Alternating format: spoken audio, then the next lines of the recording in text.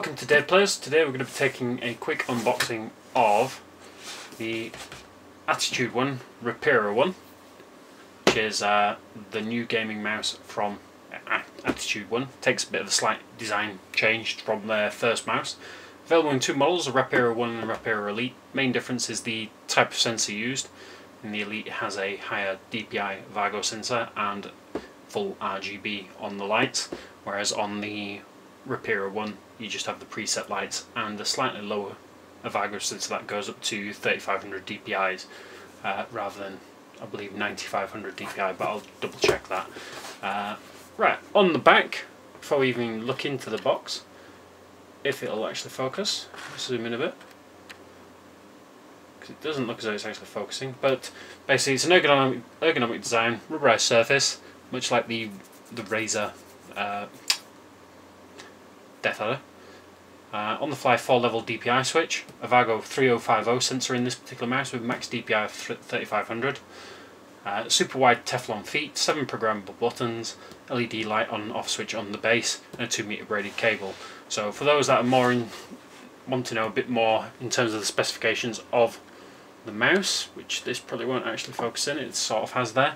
It has a sampling rate of 6400 FPS, highest resolution obviously 3500 DPI, max speed of 160 inches per second, response time of 1 millisecond, acceleration of up to 20G, polling rate of 125, 250, 500 and 1000 Hz. Most people probably have that set to 1000 Hz, and obviously a gold plated USB cable, which is fairly the norm. So we're going to be doing a review of this over the coming days. I mean, I've already had it out of the box, this box is empty, but we're going to show you what the packaging looks like underneath and stuff like that. So if you open it up, that is where the mouse would be. Obviously it's not, because I've got it out, but that's where it would be, in case you wanted to know that. But if I take this out, so underneath you actually comes with the user guide, which is nice and glossy, I guess. Shows a nice little picture of the mouse on the front. It has a couple of bits and bats inside and shows you the software and how to use it. For the software you do actually need to download that, but something that some mouse manufacturers don't really have is spare feet. So these go on the base of the mouse to replace the ones that are already on there, which is something that you probably wouldn't do too often in the mouse's life. Probably take quite a while before the feet wore down enough to make that necessary. But if you were, and if you did want to do that, then they've happily provided that with you. So we'll put all that back in the box, and we will try not to hit my keyboard whilst I'm doing it. So that's what the mouse looks like, but what we're going to do is show you what it actually looks like. So chuck that over there. I've already got the mouse out of the box, but it's on a USB extension cable, which I've had to dig out to show for this test. But that is basically it. So you got your DPI switch buttons there, which actually change the light.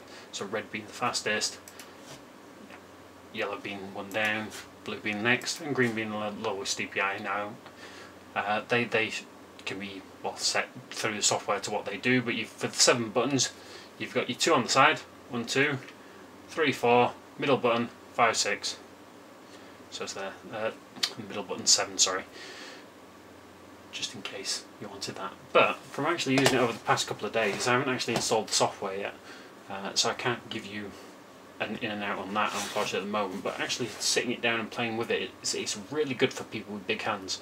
I mean, a lot of people that tend to have big hands tend to use something like what I've got there, the Razer Death Adder, which is quite a nice mouse. Doesn't really offer any support on the left and the right hand side for your fingers, but generally you don't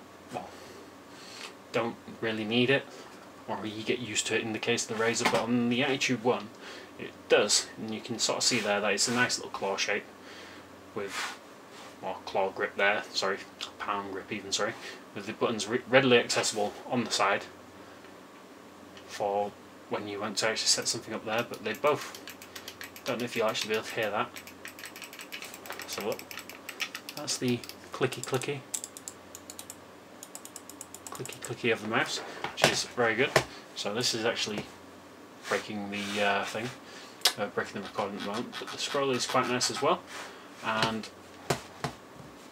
generally tracks quite well and is really, really comfy. I mean, I know I've got my Razer DefAdder plugged in at the moment, but I probably will switch to this for quite a while, I would think. So, underneath, it using IR sensor, obviously Rapira One, made in China, not too much of an issue, a lot of things are, but it has little protective covers on the skid pads, which I have yet to take off, but and turn the light off, you can do. So light off, but the little red from underneath just glows through a tiny little bit there for it. But turn it back on, and there you go. You got your glowing lights. Off, on, off, on, off, on, off, on. And that is pretty much the Rapira One, which is a very comfy mouse to use. One I will look forward to testing over the coming days, playing games, and just seeing how well it performs. It may even be the case that it gets an award, which I'm sure Attitude One will be happy about. But check out daveplays.co.uk, and as always, like, comment, subscribe.